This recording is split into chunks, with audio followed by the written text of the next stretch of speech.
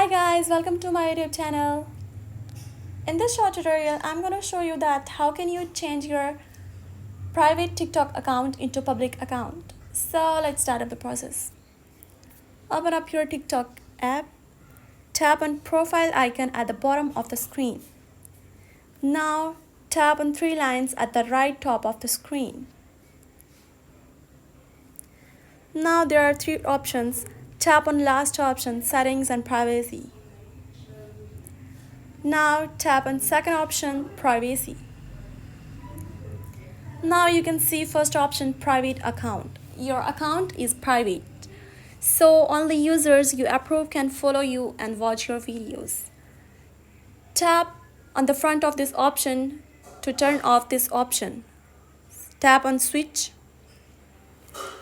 Now your profile has been changed into public. Your account is public, so anyone can see your videos and follow you. If you have any question about the whole process, please let me know in the comment section below. Subscribe to this channel for more